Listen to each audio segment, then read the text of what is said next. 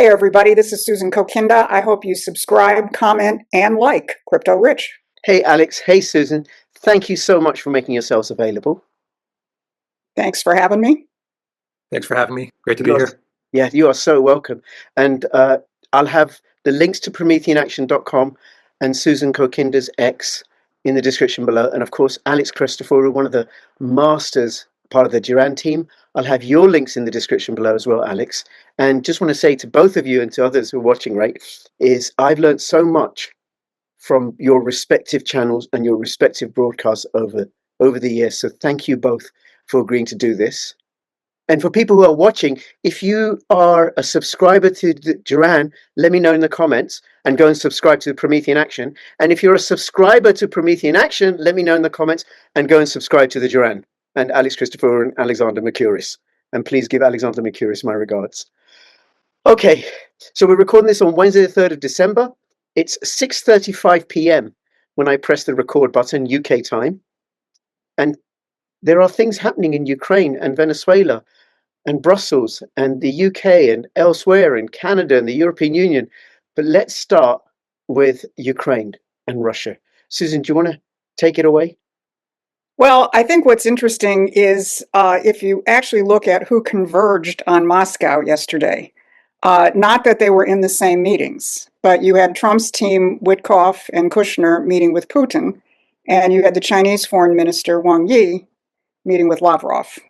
Now, there was some panic in some social media sites that, this was, well, I think the panic is legitimate, that you're actually seeing a shift in the balance of power in the world away from this globalist architecture, which many of us call the new British Empire, to a world of sovereign nations where nations are simply working with each other. I guess the current buzzword is transactional. But it just means sovereign nations working with each other without adhering to some globalist rules-based order. So I think it was an interesting strategic optic. Not that I think it was planned that you would have representatives of all three superpowers right there in Moscow at the same time. But I think it does reflect something which I hope is increasingly becoming conscious, which is that we are in the process of dismantling pretty much the post-war order of the great game, which insisted that you always have the superpowers at each other's throats. And if you look at Marco Rubio's comments in the cabinet meeting yesterday, he started right out and he said, we are changing the order that's been in place for the last 75 years. And of course, he put it in terms of President Trump makes his decisions from the standpoint of what is best for America. And he said, that should be obvious, but it hasn't been. And he doesn't go any further. He doesn't say, well, if we haven't been making our decisions for what's best for America, what have we been doing? Well, what we have been doing is playing by the rules of this imperial elite, whether it's NATO, whether it's treating Russia and China as perpetual and everybody else that they deem an enemy as perpetual enemies, or whether it's surrendering to the free trade system. And that's over. And I think that's what the optics, as opposed to some Machiavellian plan, you saw in Moscow yesterday. Right. Now, I don't agree with you that it was an accident that Wang Yi and Lavrov are meeting on the same day, right? But I don't know otherwise. It's just, they plan these things out well in advance, right? But anyway, that doesn't take away from everything else that you said, that there is a power shift. Alex, any comment on that? Or you want to expand it? But I don't have any comment on what both of you said, but maybe they planned China and the U.S., but probably not. I think the U.S. ended up in Moscow because of the fact that they're losing the conflict against Russia. I think that's what's driving all of this. The meeting between China and Russia was probably planned out many weeks or months in advance. But Witkoff and Kushner rushing off to Moscow is because of what's happening on the front lines. The United States is defeated by Russia. That's the bottom line of all of this. This is a proxy war between the U.S. and Russia. The U.S. is using Ukraine along with the Europeans. Obviously, NATO is a U.S. construct. Without the United States, there is no NATO. And if there wasn't a collapse in the front lines, then the United States would not be rushing to Russia to try and get some sort of a freeze in the conflict. And that's the goal of all of this, is to try and figure out a way to freeze the conflict, which they cannot do, and which is not happening because Putin and the Kremlin is not going to fall for another Minsk III. They've been very clear on that. But they are ready to talk and negotiate at a minimum Istanbul plus June 2024 root causes, and that's at a minimum, along with a change in power in Kiev. And I think Putin's been very clear about that. Zelensky and his regime has to go, and a regime that is friendly to Russia is going to have to be put in place. If this is not agreed on, then Russia will deliver a defeat to NATO, to Europe, to Ukraine, and worst of all, to Trump and the United States. And it is going to be blamed on Trump because Trump has taken ownership of this war. Unfortunately, on the Duran, we recommended Trump on day one to walk away from this thing. Right. But he decided to follow Keith Kellogg, and he decided to follow Rubio and all the neocons. And he thought that he would be able to deliver a strategic defeat to Russia. And he listened to Bessent as well. Bessent fed him some terrible information about the Russian economy. He believed all of that. And now he's in a very difficult situation. But he can blame it on the Europeans. And I think that's where he's going to go with this. I think he's going to blame the entire thing, whether you get a peace deal or not. I think he's going to blame it all on the Europeans. Okay. So Susan. Well, I would shift the blame. I think that the reason Zelensky is in trouble is precisely because the United States is pushing this corruption scandal. I don't think Trump bought into this from the get-go. He may have thought he could have solved it more quickly than he did, but I think the United States has very much distanced itself from this to the extent that Trump can. One thing we always have to remember, whether we're talking about this or whether we're talking about the Mideast, Donald Trump is not a king. He's got to deal with a bunch of neocons in the Congress, which is the majority of the Republican Party still in the Senate, and a pretty big plurality of it in the House. But I think he has pulled back from the conflict. And I think if you look at how the Russians portray it, they're portraying Trump as somebody who is ready to listen to their actual interests. And this was way before the current situation. Go back to the Alaska summit. Where there's a certain mutual, the Russians are saying very clearly, Trump recognizes our legitimate security concerns. And it's the Russians who are saying it's the Europeans who want to keep this war going. So I would put a little bit different emphasis in terms of what the dynamic actually is. Yeah, and there's something I want to add, because I've been wondering about this, because I listen to just about everything that Duran puts out, and of course I listen to just about everything that the Promethean Action team put out. But one of the things that I wonder about is that what Trump is out to do, because he could just pull out, as Alex, you and Alexander Mercouris have talked about, and he should have done that from the start. But what I'm just wondering whether what he's out to do is to put in place something long term so that this issue doesn't arise again, and the European Union and the UK and neocons don't go back in again to stoke up another war with Russia. Trump put the neocons in his administration. He put them in there. Trump escalated the conflict in Ukraine in his first term. He's proud of it. He says it all the time. He repeats himself. He repeats himself over and over again. I provided the javelins. In his second term, Trump escalated against Russia. The Russians, rightly so, the Kremlin and Putin, rightly so, they have identified that at least with Trump, they can talk to him. With Biden and Obama, they could not. They could not discuss anything with Obama. They could talk to him, but Obama was arrogant and he had many flaws, and not many international leaders cared much for Obama. Biden was a no-show. You cannot discuss anything with him. Russia would prefer to have a deal with the United States, some sort of diplomatic relationship with the United States. They recognize that, and so they've played this game very well. Russia knows that behind the Europeans is the United States.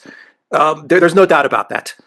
Europe would not do anything without the permission and the support of the United States, whether you're talking militarily, sanctions, or economically. Behind NATO is the United States. There is no NATO without the United States. If the US decided to leave NATO, NATO would collapse. The fear from the Europeans is losing in Ukraine, but not because it's a loss in Ukraine. What they're afraid of is a loss in Ukraine and the United States pulling out of Europe, because they understand that if the United States leaves Europe and they focus on Asia, then the Europeans don't have really much to work with going forward. So everything is about keeping the United States in Europe.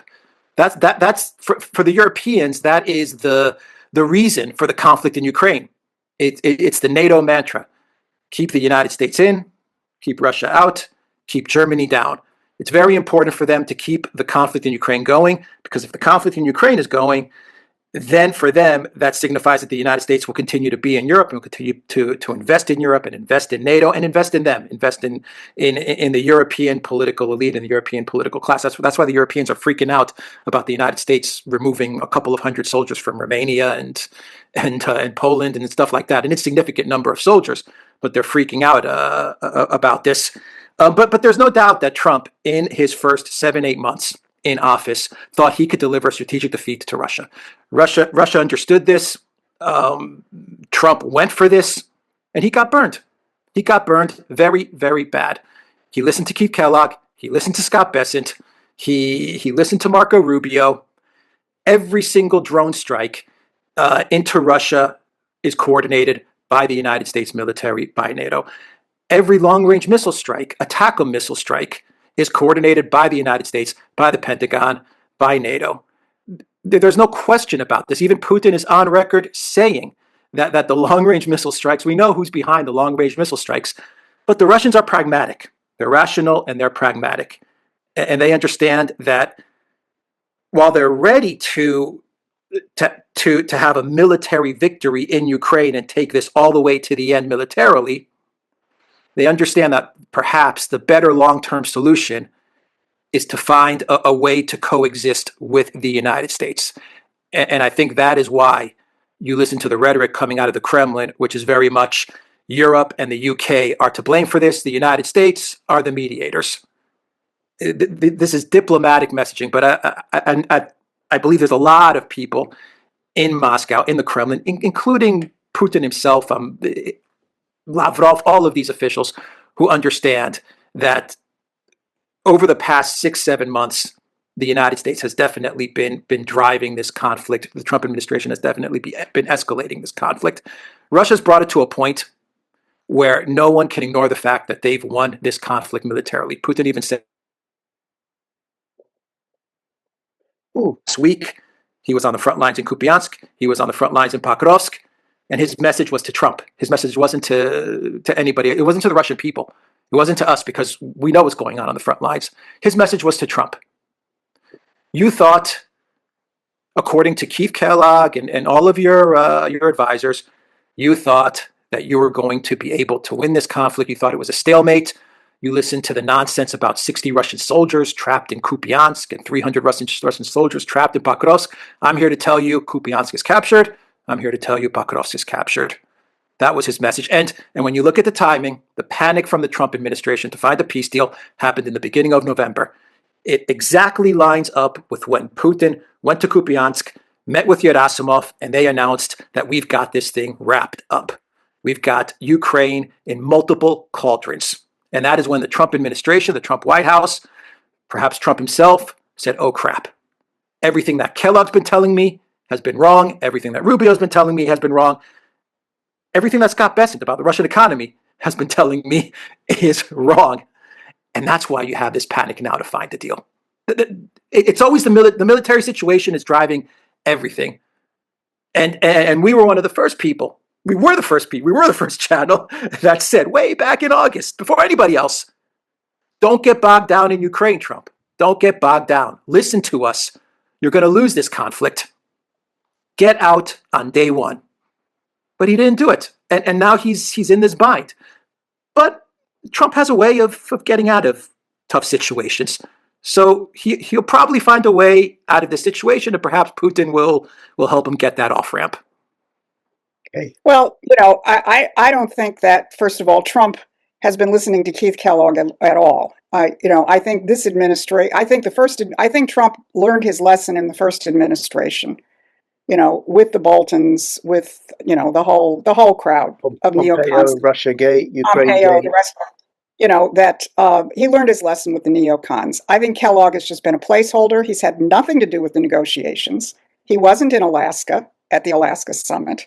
And besides and go back to Alaska, in terms of when this process, which predates the current military escalation. If you pay attention to what Trump has been saying for the past several months since Alaska, he just keeps saying, well, maybe they have to fight it out. I don't think he's bought into this at all. I don't think the neocons have a significant role. And of course, Keith Kellogg is on his way out at this point, and he's had almost nothing to do with these negotiations.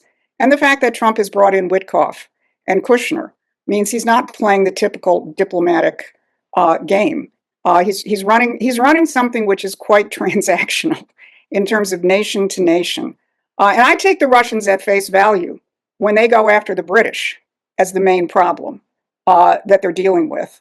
And, you can take this back historically to British geopolitics. I take it back to really a dynamic that goes back to the end of World War II, when Franklin Roosevelt said to Winston Churchill, Winston, we didn't fight this war to reestablish British imperialism and 18th century methods. And Churchill said, yes, we did. And Roosevelt died. Because what Roosevelt intended is that the United States, Russia, and China, Soviet Union and China, who of course had been allies in World War II, despite differences, obviously the Soviet Union was communist. But I remind people, 1945, Soviet Union hadn't been communist all that long. And if you think of how communism ultimately fell in the late 1980s, that could have happened much earlier if the United States and the Soviets were not put at each other's loggerheads by who? By Winston Churchill, who came to Fulton, Missouri, and basically announced the Cold War. And he had an idiot puppet named Harry Truman as president of the United States in order to carry that through. So I think the way the modern day British Empire has maintained its control over the world is by having the United States function as its dumb giant right up until 2024. Trump tried to break from it in 2016 when he got elected, but he was new. He had no idea, frankly, the depth of evil that he was walking into in terms of this globalist control over the institutions here in the United States. And of course, as Rich said, you had Russia, Russia, Russia. You had a pile of these neocon crazies, some of whom he fired. But by the time he came into his second term, and when you look at who lined up against him to try and prevent him from becoming president a second time in this last round, it was the entire pantheon of the neocons. I mean, they had their poster girl, Nikki Haley, run this ridiculous campaign to try and stop him. But, Trump was elected by a powerful movement of American citizens who said, we've had it with these forever wars. We've had it with globalization. And I think his choice of J.D. Vance as vice president, is another example of the fact that he's not playing the neocon game. There were a lot of neocon choices he could have had as vice president. I was sitting at the Republican National Convention, on pins and needles in terms of who he was going to appoint. And when I heard it was J.D. Vance, I said, this is the real deal. So that's how I look at it. Yes. And Alex, I want to offer something to both of you, right? So there's something happening in Ukraine. There's all this stuff happening that we don't have any access to. And then there's the particular perspectives that each of us bring. And there is some overlap that I think we all agree that we want an end to the slaughter and we want a world of peace where people are sovereign. And then different ways of looking at it. So I do notice that the different interpretations that you're both bringing. And there's something that I want to throw into the mix, which is one, I think people underestimate Trump because he's the only second president to be elected for one term and then have a gap and come back on. As far as I know, the other one was Grover Cleveland. But also both times he's had to deal with some incredible, incredible opposition. And one of the things I keep asking my wonderful cousins, and none of them have answered, is why did the MI6 start Russiagate? What was so dangerous for them about Trump that they initiated the whole Russiagate thing? That they were like, no way, no way, no way. And then we've had a series, he's had to endure all sorts of assaults. And I don't know if you've heard me mention this on any of my videos, Alex, but I liken how Trump plays to a little bit like Muhammad Ali in his first fight against Sonny Liston, because everybody thought Muhammad Ali was going to get killed by Liston. Liston was the most powerful boxer of the time. And what Muhammad Ali did was he pretended to be crazy because he worked out that Liston is terrified of crazy people. And Muhammad Ali outsmarted Liston by playing him out over 7 rounds, because he also worked out that Liston never fought more than 3 rounds. He was so powerful. And the 7th round, I think it was 7th round, Liston didn't get back up. So it's like Trump. You don't get to be a president second time round against all that opposition by being an idiot. It just doesn't happen, right? And then I think what happened with the BBC recently, that we now know twice they deliberately edited what Trump said in order to misrepresent him. Well, they were told to do that by whoever are their ultimate masters. And the way the European Union and the UK are going crazy about Trump, oh my God, he's the worst, Orange Hitler, Orange man bad, all of that in the mainstream media. There's something that he represents, because the last thing that the UK wants is an alliance between Russia and the United States, because what the UK has long wanted is Russia's riches. $75 trillion worth. Russia's too big, it needs to be broken up.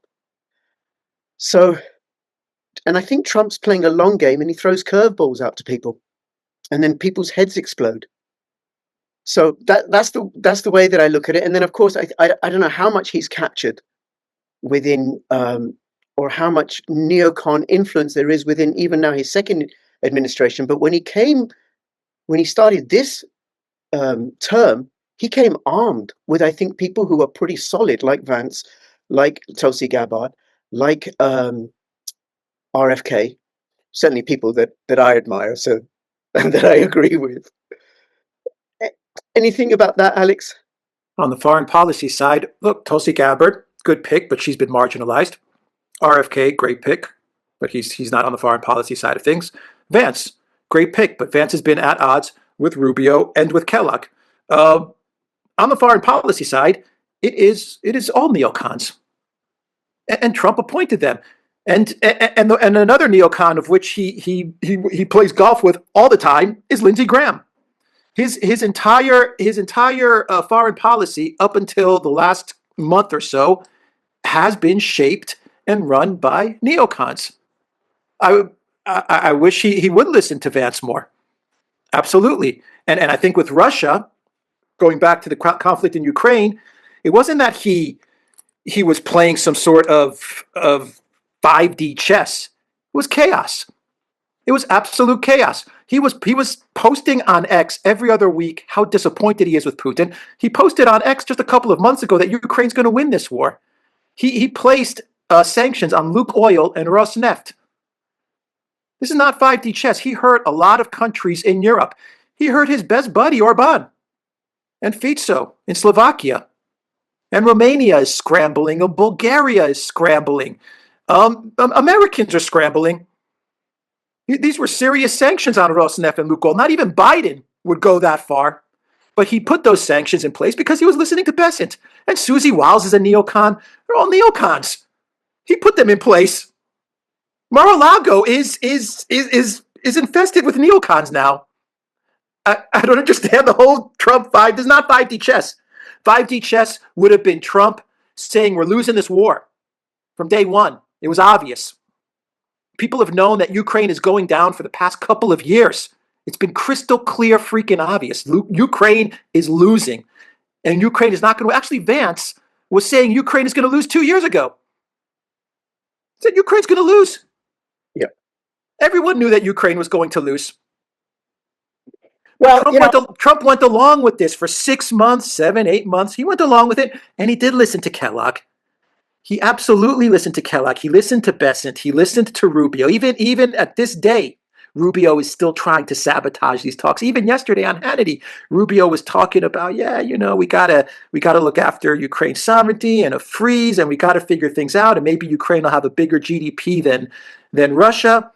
Trump, the thing that I will give Trump when it comes to Ukraine, I don't think he really is that interested. I don't think he really is interested in foreign policy at all, unless it's some sort of deal or transaction. But I think that Trump also listened to the whispers in his ear. You can defeat the Russians. You can beat Putin. Listen to me.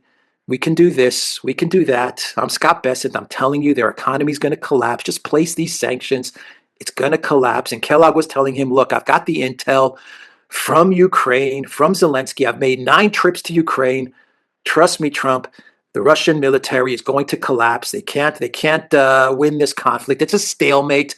And Trump bought into all of that because Trump as a president, whether people consider a strength or not, he's not someone who's going to pour over all of the intel. He's not someone who's going to take a deep dive into a topic. He'll follow his gut. He'll follow his instinct.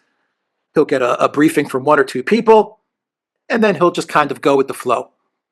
And his instincts many times are correct, but his instincts also many times are off. That's why he ended up in the mess in his first term with Russiagate. That's why he's in the mess this time around as well. His presidency, at least from a foreign policy standpoint, is not going well at all. At all. It's a disaster. It's a disaster. There's a lot of countries in the world who might not agree with that. Like who? Nominating him for the Nobel Peace Prize. But they're nominated. I understand that they're nominating him, but they're not nominating him out of respect. They weren't nominating Joe Biden. It's more George Bush. But look, I would go to the Nobel Peace Prize. I would say Nobel Peace Prize is not something we should aspire to. I don't think it's really. I'll grant you that. I'll grant you that. But I think it's not exactly a crowning achievement. Yeah, I don't think it's a crowning achievement. And I think the 8 conflicts that Trump has wound down are pretty much zero conflicts, with the exception of thank God, with the exception of Gaza, it's kind of holding together. But most people do not expect it to hold together. I think that's the general consensus, that it's going to be extremely difficult for this thing to hold together. But we'll see. Let's all hope and pray that we do get a 2-state solution and we do get a peace in Gaza. But you still have this open wound of going after Iran, a second time to go after Iran. He demolished the JCPOA. Trump demolished the JCPOA. That was a treaty that was recognized internationally. That was an agreement that he demolished all of the nuclear treaties, and he still does not renew the START treaty. There's a lot. Well, that is part of potentially the 28 pages or 28 or however many on the agenda. But I want to throw something, and I want to throw a curveball in here, which is I monitor carefully the think tanks that really do represent the empire and the neocons, like Chatham House and the Council on Foreign Relations and the Atlantic Council. Now, maybe they're running a giant disinformation campaign, or you can take them at face value. They are completely freaked out about Donald Trump because he is not playing by the globalist rules. He's playing by different rules, which is, as Rubio said yesterday, we look at what's in the interests of the United States.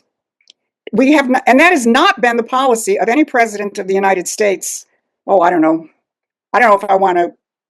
I'll go back to John Kennedy, and we know how long he lasted when he actually tried to assert the policy of the United States against this globalist, British-centered geopolitical post-war order. And when you look at the think tanks that represent that order, that geopolitical order, they are hysterical about Trump. And, Alex, Rich, you raised, Russiagate. Well, go to the British House of Lords report in 2018, in the middle of Russiagate, when the British ambassador was running open operations against Donald Trump, working with the neocons, working with his opposition. He ended up getting recalled. We have a nice tradition there since Peter Mandelson just got recalled too. But what did they say? They said, we can survive one term of Donald Trump, basically because we can use our channels. We can manage things, but we're going to get back in control after he leaves. But the U.S.-UK special relationship, which has been the main hook that they've had on pretty much every president in the past 50 years or so, we will not survive a second term of Trump. And they thought that they had prevented a second term of Trump with everything they did in 2020. And then what did they do subsequently? I mean, the idea that he is some tool of the elites for an American sitting here amongst the grassroots and the blue-collar workers in Michigan who saw everything thrown against Trump. Lawfare, assassinations, the entire establishment arrayed against him. I mean, if you want to argue that tens and tens of millions of Americans have just been fooled by putting him back in office, you can. It certainly doesn't resonate from where I'm coming from, because he had to fight against this entire apparatus. And then again, if you just go follow Chatham House, follow the CFR, they are freaked out about what Donald Trump is, because he's not playing, as Mark Carney said, by the rules-based international free trade liberal system. He's not playing by their rules. And especially if you go over to the economic policy, he is reestablishing the principle of economic sovereignty for nations. Now, that doesn't mean we don't have conflicts with countries. We're going to have to duke it out with China on economic policies. He's duked it out with our allies on economic policies, but he's doing it from the standpoint of what's best for us. And we recognize that the other nations have their own self-interests, which may be different from ours, but that's the purpose of diplomacy. And when you look at how he's literally reshaping this globalist order, and I do love quoting Mark Carney on this, it's over. Our rules-based liberal free trade system is over, and it's because of Donald Trump. So I think when you put that all together, a little bit of different picture emerges, at least in my mind. Yes. We we're all three of us are looking at what, picking up different signs and say, okay, trying to make sense of it. We don't always agree. That's clear. I want to throw something into the mix, right? And I got to be careful because you'll both understand. So we're talking about someone who's anti-war, who said they're anti-war and has taken actions consistent with that.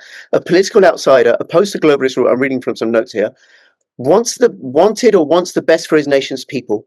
Vilified and censored by his country's media, commands incredible loyalty from his political supporters, willing to speak to hostile nations' leaders, subjected to lawfare by the political opposition, doesn't need the money that political leadership brings. And who's attacking this person are the forces of the globalists. Now I'm talking about Imran Khan. All of this fits Imran Khan, who's a sovereigntist. But it also fits my read of Donald Trump. It could be either. All these categories apply. But, time will tell. Yeah. Really? Yeah. Anti-war? Well, he's not a pacifist. But Alex, in terms of the way that the US presidents, since Carter, have waged war, he hasn't done that. He's not. Barack Obama, as you well know, Nobel Peace Prize winner, destroyed Libya, up the troops in Iraq and Afghanistan. Obama was pro-war, absolutely. Absolutely. Biden was pro-war. Yeah. Trump has continued that. So Trump could have, when he got into office, he could have ended everything that was happening in Gaza from day one. And how do you do that? He's the president of the United States without getting shot. You say you can't have it both ways.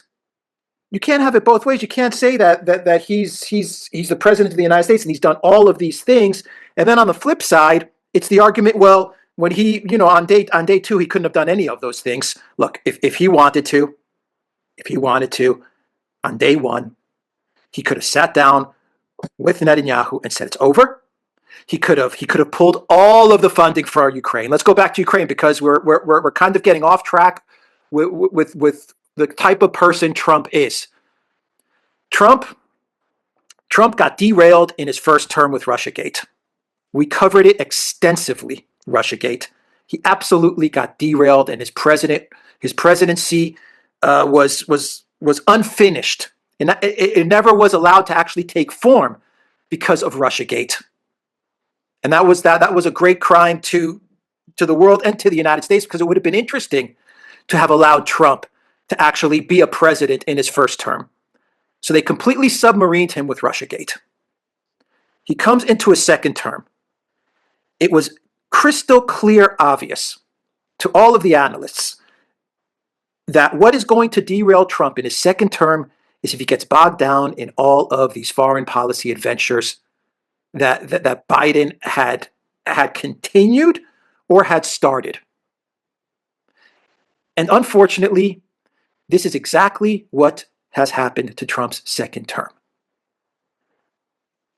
Everyone wants Trump to focus on America. I agree. Everyone wants the America First agenda. Everyone wants the MAGA agenda. But if you take a step back, you cannot argue that his presidency has not been dominated by foreign policy issues. He fixed up the border. Great. He solved that fairly quickly. But after that, it has been one foreign policy issue after another, and it's been sucking up all of his time and all of his attention. And to be to be fair and objective and honest, these are foreign policy issues that he absolutely had the power to end or at least to extract the United States from. He could have done it, and he could have done it fairly easily. Ukraine was easy to solve for the United States, very easy. They funded Ukraine. They funded Ukraine. He cut off funding. But you go back to He didn't Israel. cut off funding. No, he didn't cut off funding for Ukraine. Well, there's also things No, that he throws the lie, and it is a lie. It's a lie, where he says that that we're not funding Ukraine at all. They're buying everything from us. NATO's buying it. Well, I mean, that sounds good, but the United States is NATO, so it's basically the United States buying from the United States and giving it to Ukraine. So I mean, okay, I like the way he packages it. I agree, he packages it well, and it sounds good. Well, but Alex, let Susan come in, right? I mean, just let me finish. Yeah, well, I mean, my point is that, just to finish up my point, I want him to focus on America, but he's bogged down in foreign policy issues, and these foreign policy issues would have been easy to solve if he had the courage to solve them. Alex, thank you. I don't Susan, hold on a second. Yes. Because I think you both bring up, well, I think in this discussion, so one is, so first, I just appreciate having this conversation. I'm not particularly enjoying it, to be honest, right? But I appreciate that, because this sort of conversation, this sort of respectful dialogue is so rare nowadays because of the whole cancel culture. So thank you so much for that. And then for the comments, because I'm trying to grow my channel and boost engagement, Alex, I'm sure you'll appreciate. If you think Trump is anti-war, say so in the comments. If you think Trump is not anti-war, say so in the comments. Neither of it is a vote on Susan or Alex. It's a vote on the argument, right? On the information that you have. And it's a naked, pure play on my part to boost engagement and grow my channel. All right. So just for that sake, post a comment.